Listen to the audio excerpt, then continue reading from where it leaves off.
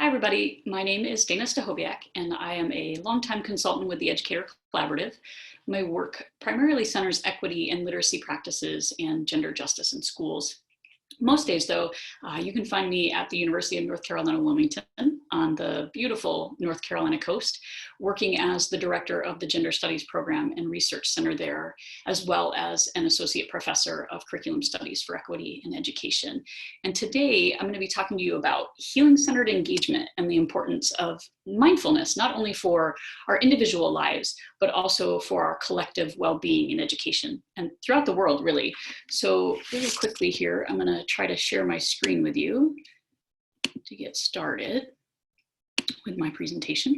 On the slides here is the title, Healing-Centered Engagement, Making Time for Mindfulness in Education. You can find on the bottom of the screen my Twitter handle if you want to follow along and tweet out anything.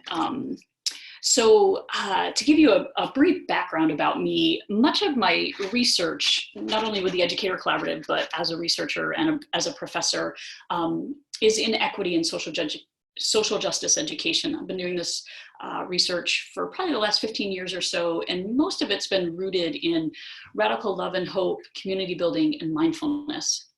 And I've long believed that as I do equity work with educators and students, I also have a responsibility not only to teach about privilege, power, and oppression, but to also make sure that I provide spaces of care and healing for the folks with whom I work. So when we talk about issues of social justice, it can bring up all kinds of feelings. And a lot of times we'll go in and teach lessons that bring up a lot of the stuff, and then we walk away without providing spaces for healing and care. And so I've tried to center my work in ways that we intentionally make time for that. So in addition to my research and training and education with my PhD, I've incorporated mindfulness into my life and to my profession. Over the past several years, specifically, I've worked intensely with a mindfulness teacher. I've participated in numerous trainings and gone to lots of workshops in mindfulness and meditation. And I've been working towards my mindfulness coaching certification. And this also includes training by mindful schools to be able to teach mindfulness in schools and education. You might know about mindful schools. So given what we're currently facing as a collective humanity, incorporating mindfulness into our everyday lives is even more important now than ever. Mindfulness can just bring a sense of awareness, calm, and peace to stressful times, especially like the ones we're facing now with COVID-19. I will say that over the last month alone, I've provided more mindfulness trainings and guided meditations to educators from across the globe than I have before. Seems to be more of an ask that people right now are noticing a need for bringing a sense of calm to what we're facing, a sense of calm to our lives, and trying to push some of that anxiety out or deal with that anxiety that we're holding within us. So today, I want to share with you a bit about using mindfulness as a part of healing-centered engagement in your virtual classrooms and your own lives. And then I also want to provide you with a guided meditation so that you can practice on your own. You can share with your students, your colleagues, maybe even your family and friends if you want. And while I hope that through this today, you'll gain a deeper understanding of these practices of healing-centered engagement, of mindfulness, of meditation, my ultimate hope is that the guided meditation that we'll do at the end of this is just going to give you a few minutes of deep relief and then begin to provide some healing for you. So I'm going to go and switch slides here for you. I first want to talk about trauma and grief. So I'm just going to talk about this very briefly. So it's safe to say that almost everyone has experienced both of these to some extent in their lives. And in the call to teach social justice through our literacy curriculum, through explicit readings, through explicit studies, and through discussions about privilege, power, and oppression, those things are bound to bring up trauma and grief for people, specifically our students and our teachers, and maybe even ourselves.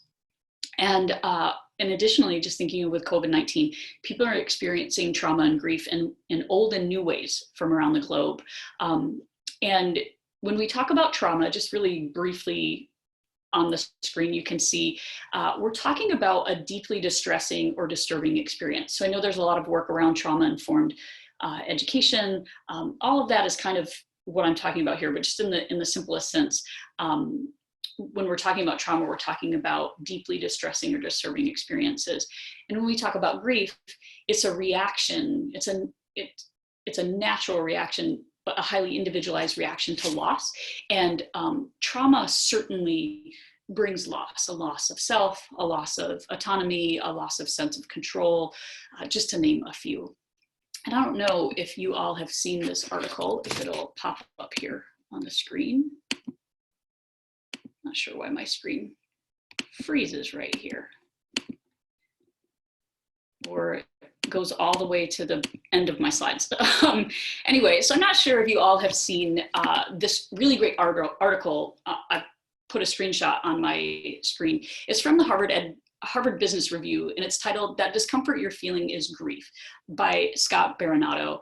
And among the many helpful parts of this piece, I'd recommend you read this piece. It's really insightful. Among the many helpful parts, he writes, "If we can name it, perhaps we can manage it." And for me, this struck an especially deeply chord to my heart. What he's talking about really here is mindfulness.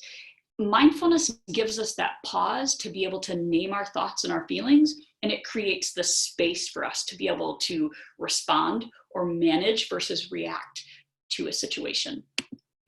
And so the practice of mindfulness is a way to enact healing-centered engagement in classrooms. So when I do social justice work, I always couple it with healing-centered engagement, like I was talking about earlier.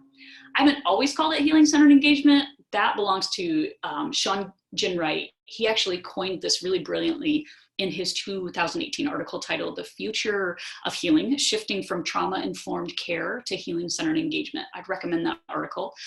But as a simple summary, healing-centered engagement certainly is more in-depth than what the summary that's up on the screen. But in simplest of summaries, healing-centered engagement is something that explicitly calls educators to recognize that trauma is a collective experience, and then to help students develop awareness and empathy and actively interrupt oppressive systems in ways that center healing.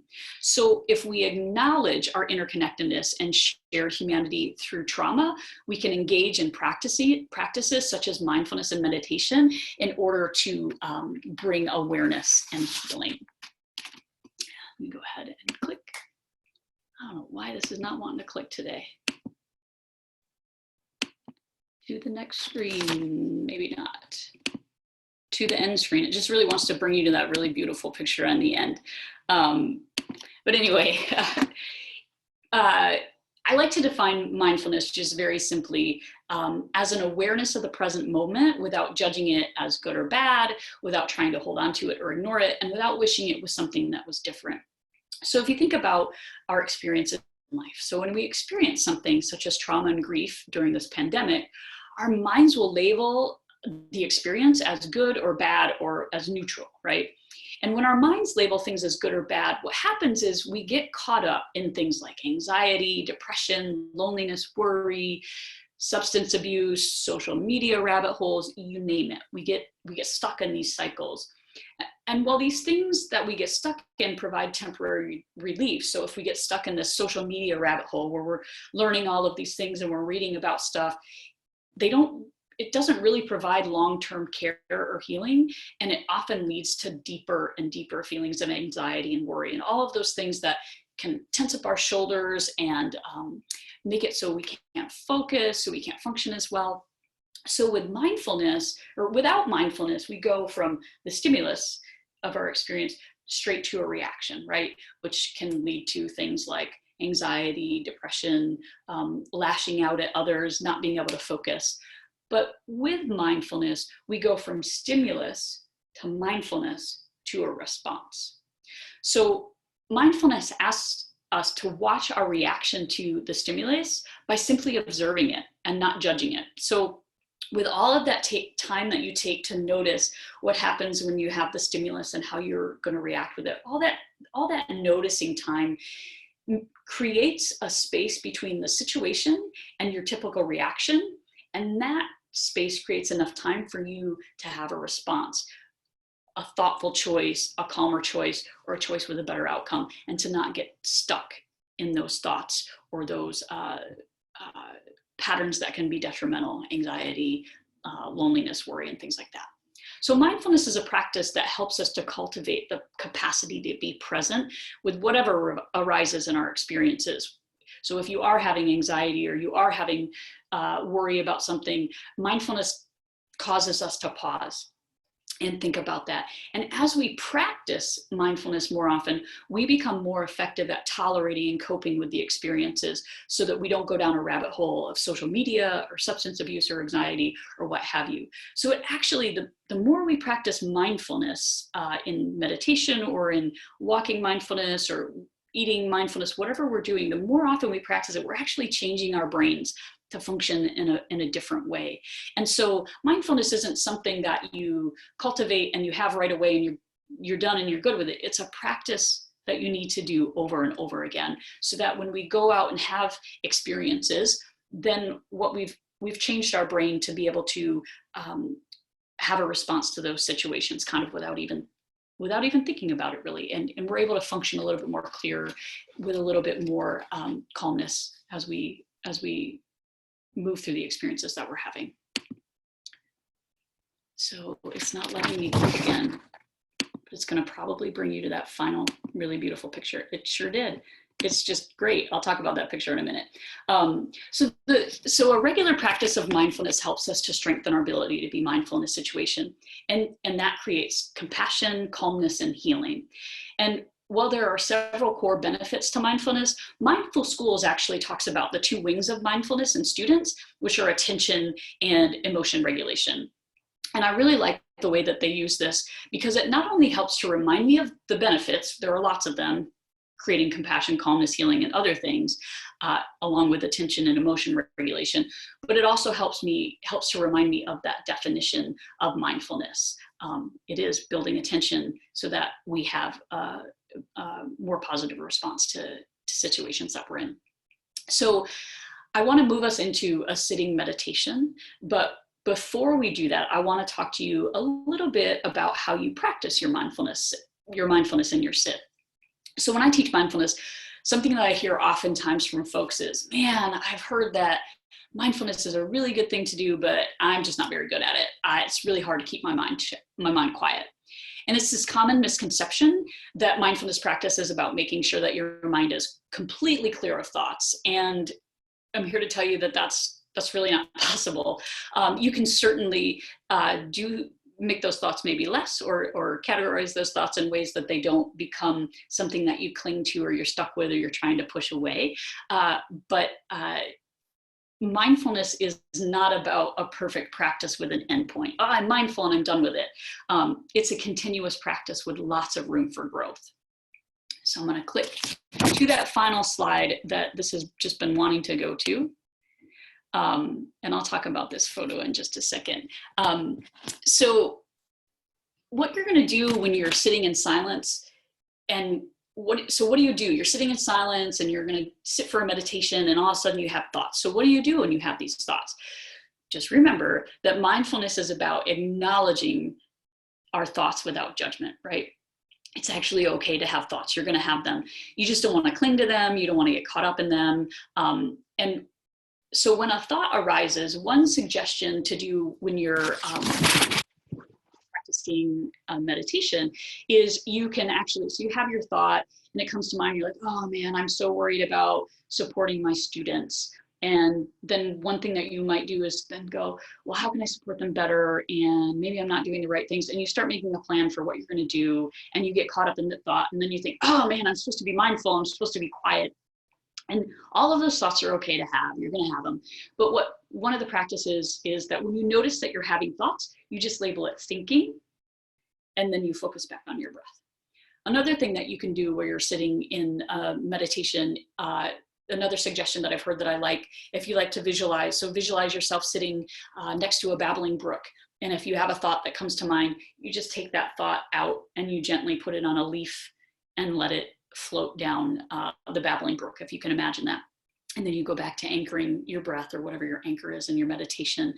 Something that I like to do actually, which is where this picture in the background comes from. This is a view of Bonita Point. in the Marin Headlands in San Francisco. So this is right by the Golden Gate Bridge where the San Francisco Bay leads out into the Pacific Ocean. And this is the Pacific Ocean here. And when you go up to the Marin Headlands, this is called Hawk Hill. And there's this spot is where I really love to stand. And something happens to my soul in that space. I just become really calm and can kind of just, I go there when I'm visiting a lot and can let go of troubles or worries. And I meditate oftentimes when I'm up there. And so one of the things I do when I'm in meditation is I envision myself up here on Hawk Hill in the Marin Headlands looking at this place. And when I have thoughts that come to mind while I'm in my sit, I imagine that that I take them and I push them off into the wind that's created while I'm standing up on this hill, and they just float off into the ocean and then float away. And so you can do whatever you need to do to anchor, to move your thoughts out, or to manage them as you're sitting in your meditation. So don't worry that you're having trouble with having thoughts in your mind. You're going to have those. So before we get into our meditation, I'm going to need to go ahead and unshare the screen. We're actually, let me see what I can do here. Yeah, I'm going to have to stop share. So you're going to see me for a minute. And what I'd like to do is I'm going to stop my video. And I would encourage you, I'm going to put that picture of Marin Headlands in the background, and I'll talk to you a little bit about how you can sit for meditation.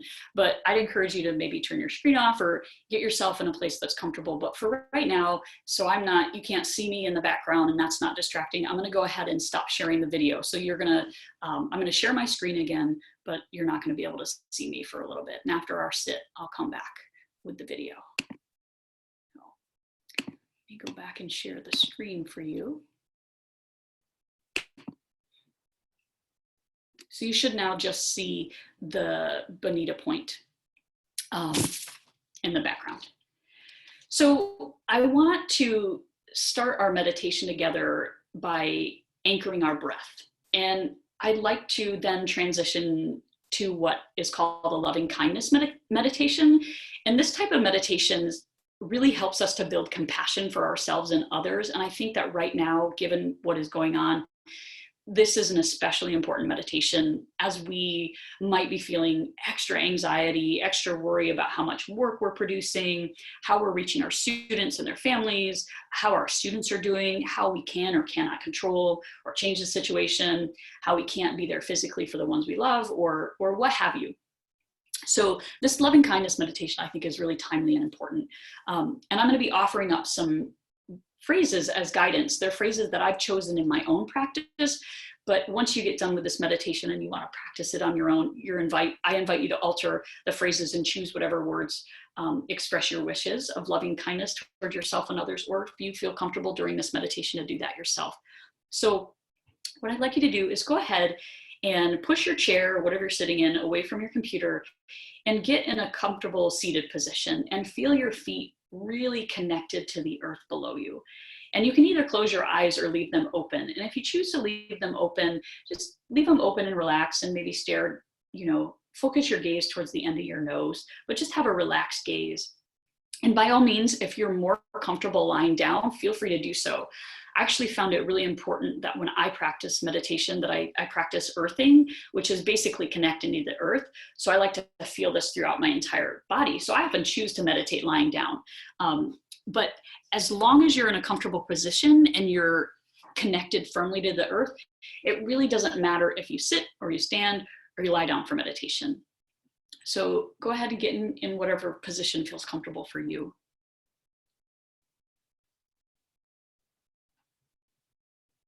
And once you're in that position, we're going to start by anchoring our breath.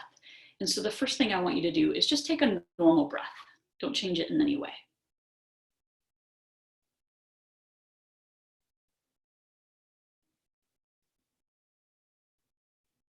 Now again, I want you to take 3 normal breaths this time, and don't change your breathing. Just take 3 normal breaths.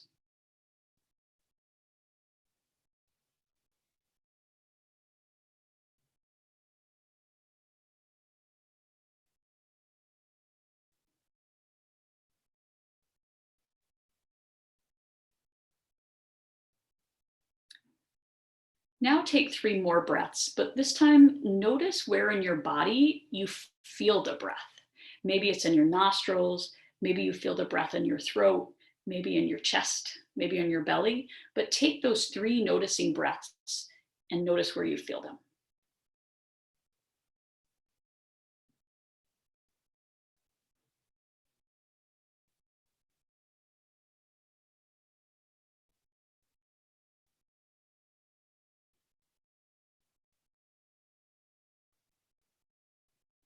Okay, now settle into your breath just for a little bit. And again, if you notice a thought come up, try meeting it without judgment. You can label it thinking, or you can put it on that leaf, or you can release it into the wind in the marine headlands or wherever you are visualizing. You just settle into your breath for a little bit.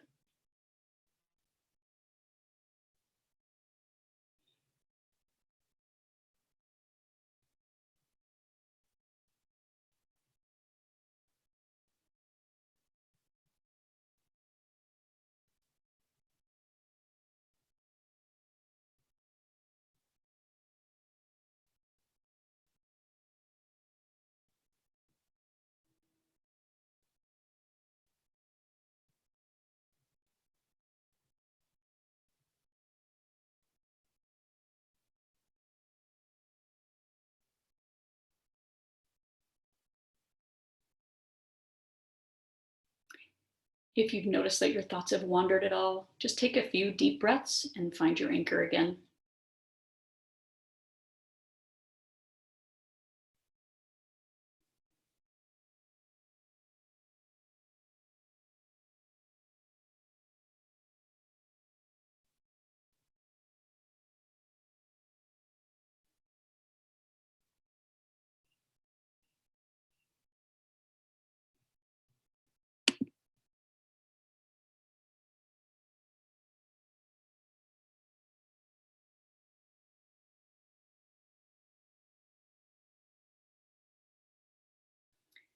Now let's move into the loving kindness meditation. So offer these words silently in your mind to yourself. May I be happy. May I be safe. May I be free from suffering. May I be at peace.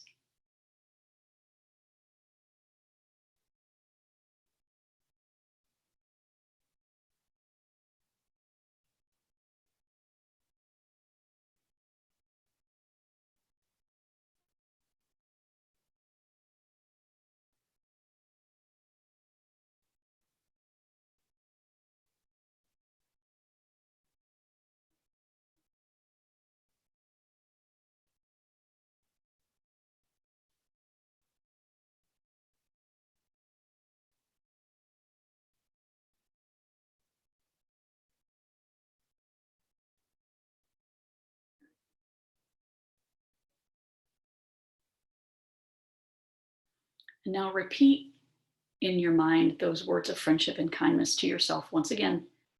May I be happy. May I be safe.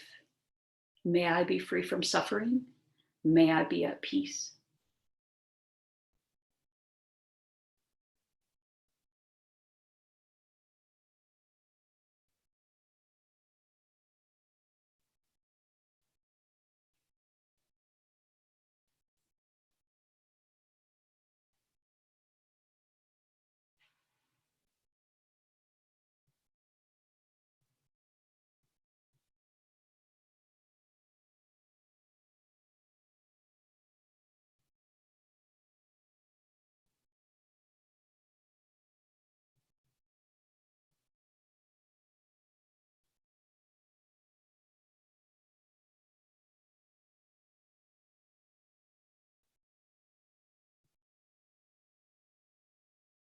And now you can open the circle of loving kindness by bringing to mind someone who is close to you or important to you, someone whom you care about and who's always been supportive of you. Offer to them, may you be happy. May you be safe. May you be free from suffering. May you be at peace.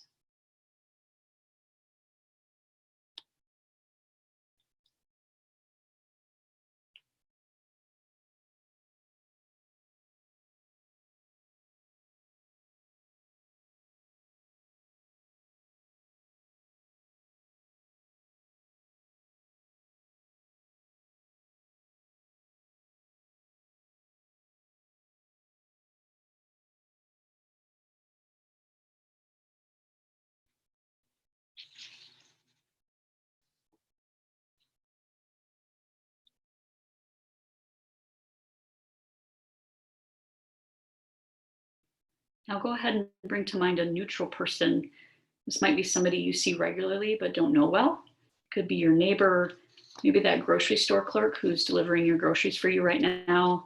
It's a nurse or a doctor, an EMT worker. Offer to them, may you be happy, may you be safe, may you be free from suffering, may you be at peace.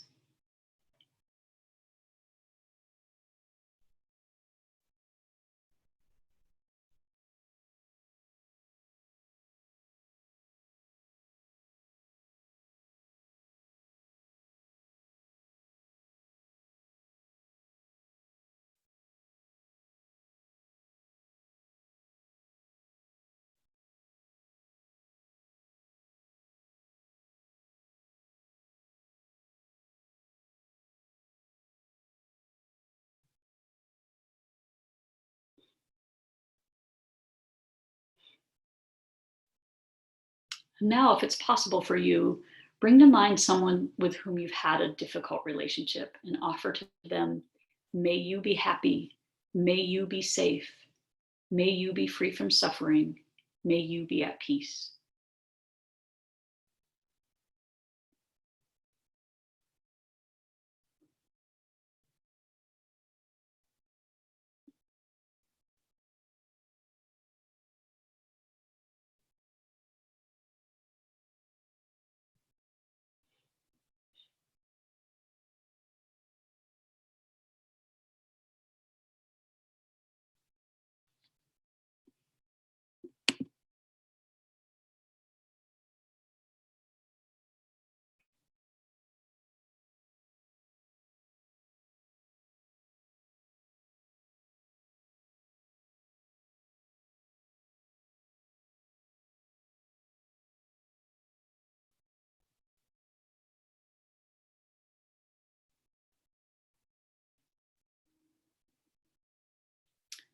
Now, allow your awareness to open out in all directions, to yourself, to somebody close to you, to a neutral person, to a difficult person, and all of the beings in the universe, humans, animals living everywhere.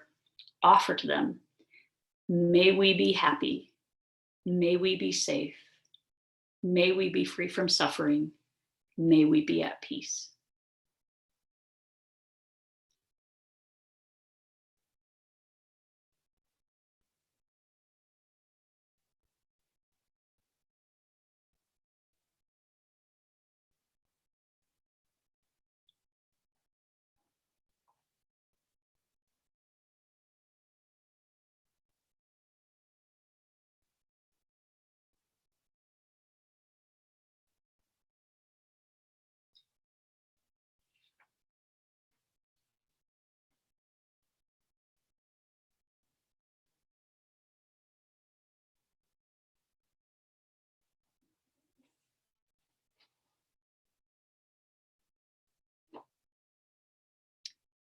And now let's just take some time. If you want to keep doing these loving kindness meditations, sending those out, you can.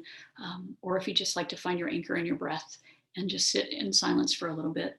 And if you find your attention wandering, don't get discouraged. Just gently turn your mind back to the phrases or back to your breath as an anchor.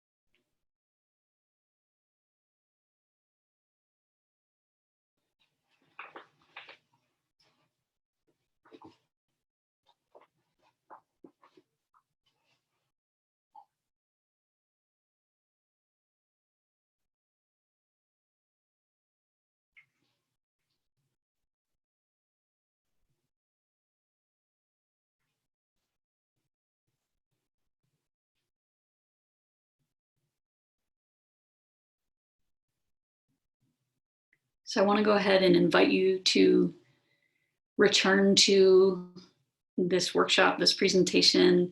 When you're ready, go ahead and open your eyes and begin coming back.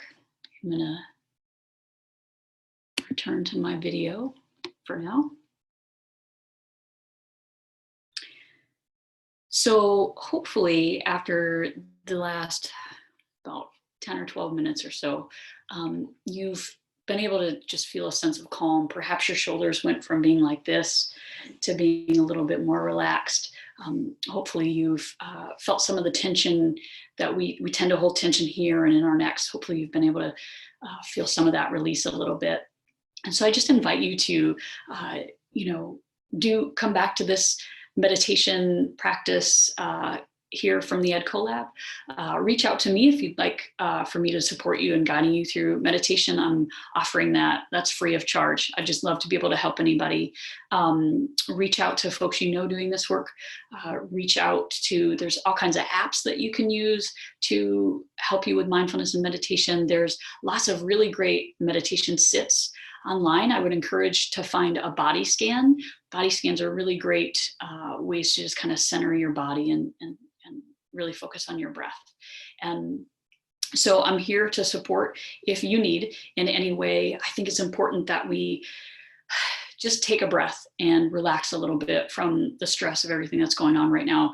We're going to be okay. Our students are going to be okay if we meditate for a little bit, if we practice mindfulness. Actually, I think we're going to be better off for it. So practice mindfulness, bring healing-centered engagement into your classroom. That might be bringing mindfulness into your classroom. It might be bringing something else, community building activities into your classroom. Whatever is good for our mind, body, soul. I think really right now it's important that we spend some extra time putting that into our lives. We're going to get so much more from the Zoom lessons and the Zoom activities or the virtual activities that we're putting out if our mind, bodies, and souls are a little bit more calm and connected to the ways of the world and to who we are, a little bit more centered. So I appreciate you spending some time with me today, and please do come back to this. Reach out if there's any way that I can support you. I'm really happy that we made it through with no barking from my dogs, and maybe you heard the lawnmowers and the people outside in my neighborhood. But if those things come up when you're in your meditation, that's okay. Just notice them and let them go. Those things are going to happen, and then just anchor your breath or anchor the loving kindness meditations that you're putting out to folks. So I appreciate you all. I am sending good energy and love to everyone, especially with what we're going through. I appreciate the EdCo Lab for hosting the gathering still and continuing to do really wonderful work. I appreciate all educators out there for what you're doing right now, holding it together for your families and for your students and their families. It's pretty amazing. And so just thank you so much for the work that you're doing. And please reach out if there's any way that I can support you with equity in education, if there's any way that I can support you with including healing-centered engagement into your classrooms, into your lessons, or if there's any way that I can help you and your students or your faculty and staff with mindfulness practices. So take care, everybody. Be and stay well.